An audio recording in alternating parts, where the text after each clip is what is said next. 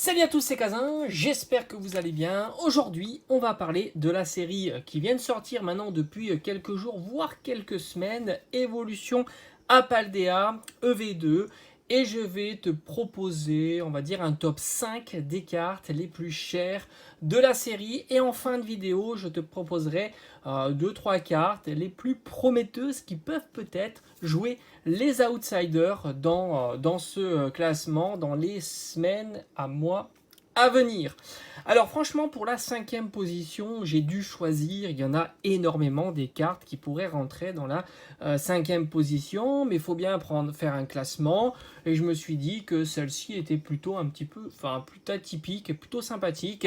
Donc en 5e position, je mettrais Tapatoes, qui est aux alentours d'une quarantaine d'euros. Donc Tapatoes X en version full art. Évidemment, je vous mettrai tout un tas de photos si ce n'est pas déjà fait d'ailleurs, hein, évidemment. Je l'ai mis en 5e position et tu verras que en fait on trouve pas mal de cartes aux alentours de 30 à 40 euros. Donc on aurait pu mettre un autre Pokémon à la place, mais lui je le trouve plutôt cool. Et puis pour 40 euros, ça reste un prix qui est raisonnable. Alors petite parenthèse, tu vas voir qu'il n'y a aucune carte pour l'instant qui dépasse les 100 euros, les 3 chiffres. Et ça c'est plutôt rare en début de bloc, début de série. On avait vu pour EV1, on avait quand même quelques cartes qui dépassaient les 100 euros, donc elles ont diminué au fur et à mesure. Et là franchement, il n'y en a pas, il n'y en a pas. Mais certaines est en train de flamber. Et ça, je vais vous en parler évidemment à la fin de la vidéo. En 4e position, j'ai mis la UUX version Full Art, la 259. Et là, elle aussi, hein, avant c'était 150 euros. Mais enfin, faut pas se fier au tarif que l'on peut voir dès le début parce que tout doit s'aplanir. Elle n'a fait que dégringoler et tu peux la situer aux alentours de 45 à 50 euros. Donc très proche aussi de la 5e position au final. C'est une jolie carte. Moi j'aime bien l'effet qui a été mis sur cette carte, mais je suis pas fan du poisson, voilà, du Pokémon en soi. Voilà. Ça c'est mon avis personnel. Je pense pas faire un classeur Yu-Yu. Voilà. Hein. En 3e position, et tu verras qu'on monte hein, tout doucement et les tarifs sont très très similaires. Il y en a deux qui se détachent. Hein. Je ne vais pas te cacher qu'il y a deux cartes qui se détachent des autres, hein, tout simplement. En 3e position, je mettrai Bojan X version donc full art alternative 261. C'est une carte, elle aussi était très chère, elle a fait que diminuer, donc il y a une tendance qui a fait que diminuer. Ces cartes-là n'ont fait que diminuer, hein. Faut pas se leurrer, hein. Elles étaient parties très très hautes, mais voilà, ça c'est le prix, c'est comme ça monte et puis après ça descend. On est aux alentours de, on va dire grosso modo 50 à 60 euros pour cette carte. Donc c'est marrant, on est parti de 40, puis de 45, 50, maintenant on est de 50 à 60 et on monte comme ça petit à petit. Très jolie carte entre parenthèses, moi j'aime bien Bojan, même si ce couteau, ce sabre là dans la bouche, c'est pas la meilleure idée qu'ils aient eue. Alors on continue cette fois-ci en 2e place. Alors en 2e place, les deux cartes sont quasiment similaires. D'ailleurs, la première place, je vais la mettre sur le Magikarp et je vous explique un petit peu pourquoi.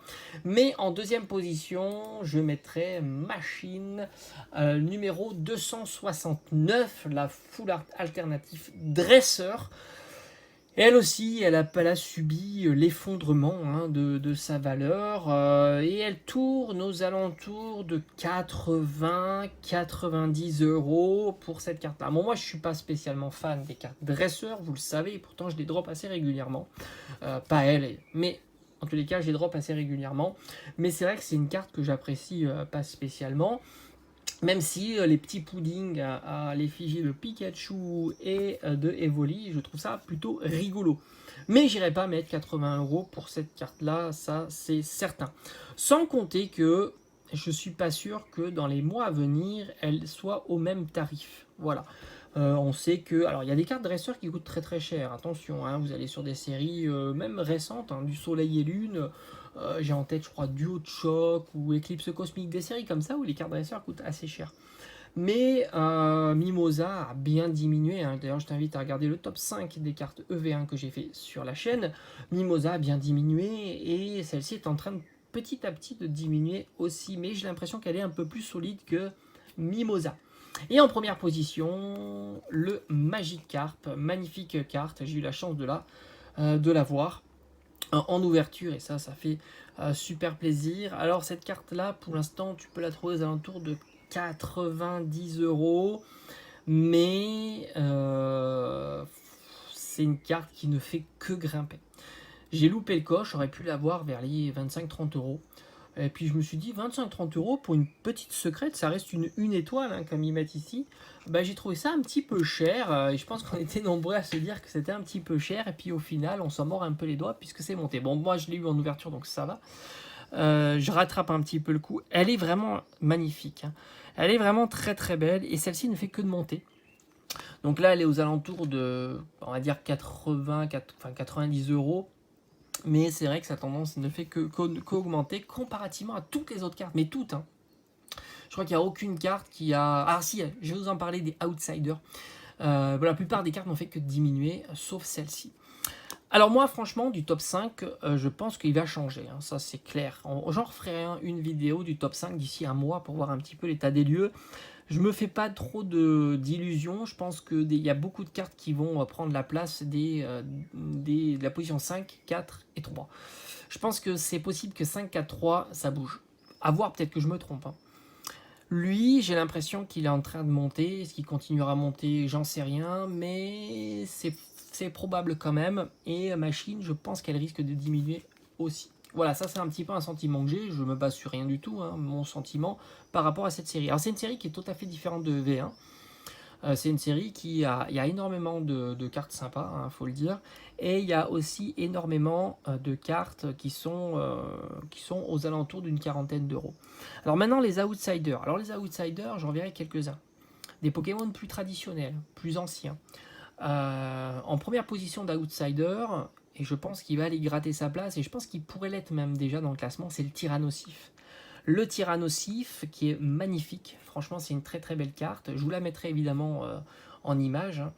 Tyrannosif, on est plutôt aux alentours de 35 euros, 35-40 euros, mais elle a monté, elle commence à monter.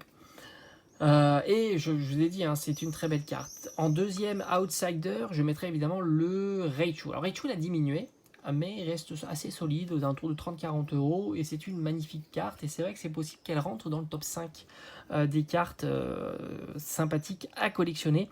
Et enfin, alors lui, c'est vraiment le tout petit outsider, mais j'ai envie de la mettre parce que moi, je la trouve vraiment fantastique, cette carte.